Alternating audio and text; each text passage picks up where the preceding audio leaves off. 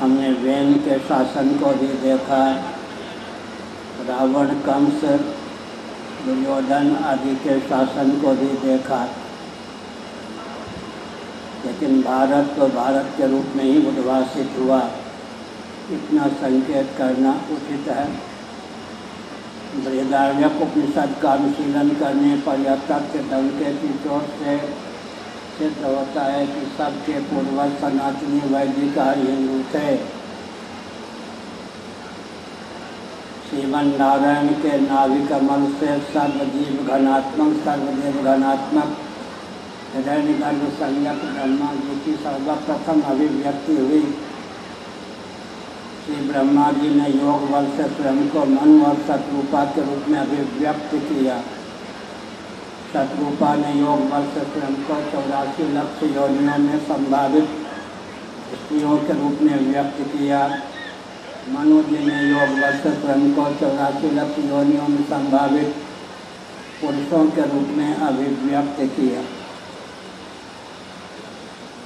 श्रीमद् भागवत आदि पुराणों का अनुशीलन करने पर डंके की चोट से यह तथ्य उद्भासित होता है कि मरीचि, कश्यप इत्यादि महर्षियों की धर्मपत्नियों के गर्भ से देवता, धनुज आदि ही नहीं बल्कि स्थावर प्राणी, तरुलता, गुण इत्यादि की भी अभिव्यक्ति हुई।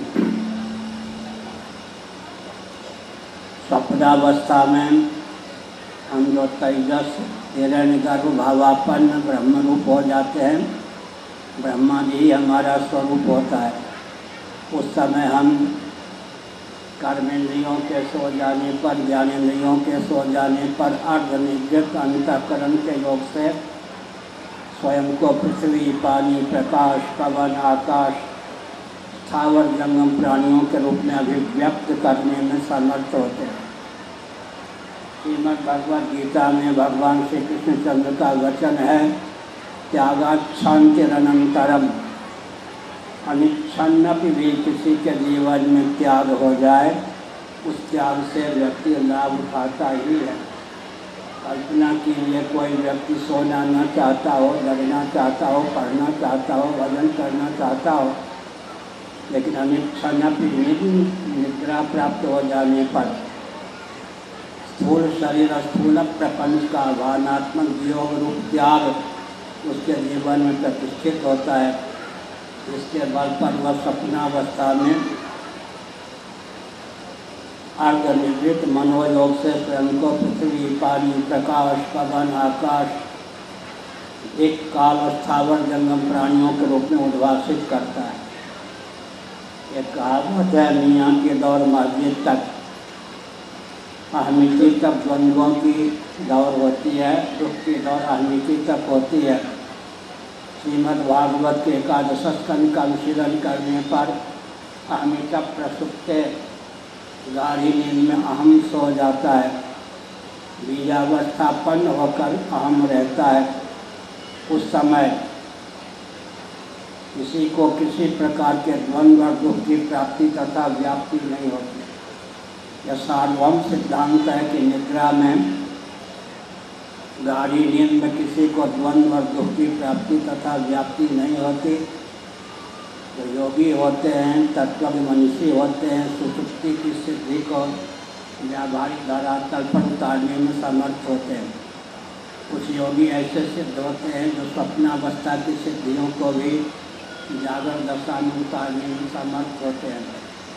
हमारे पूज्य गुरुदेव स्वामी कल्पाती जी महाभाग ने हमको एकांत में कहा, कालांतर में योग की परिभाषा न जानने वाले भी योगी होकर पूजेंगे, लेकिन मैं योग का रहस्य बताता हूँ, सुनो। 12 साल का कोई किशोर हो, कदाचित 12 वर्षों के लिए उसे निर्विकल्प समाधि की प्राप्ति हो जाए।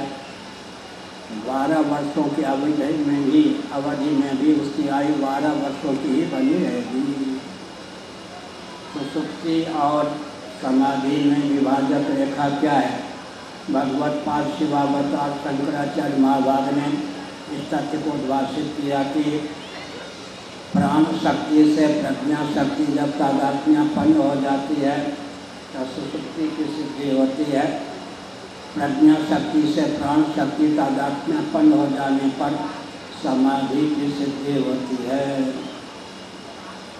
समाधि में एक विलक्षण शक्ति है। उस शक्ति को अपने व्यावहारिक जीवन में उतारने पर व्यक्ति सिद्धों का सिद्ध, पीरों का पीर, मस्तों का मस्त, औलियाओं का औलिया, फकीरों का फकीर हो जाता है। देखत बालक बहुकालीना संकाली कदाचित आज भी हमको परिलक्षित हों, दृष्टिगोचर हों। 5 वर्षों के नंदनंदन बाल गोपाल के रूप में ही परिलक्षित होंगे। उनके जीवन में क्या दिव्यता है, समाधि की सिद्धि को उन्होंने व्यवहार में उतार दिया। आज अगर मार्कंडेय महर्षि का किसी को दर्शन हो, 25 वर्षों की आयु में ही वे परिलक्षित होंगे। उन्होंने भी समाधि की सिद्धि को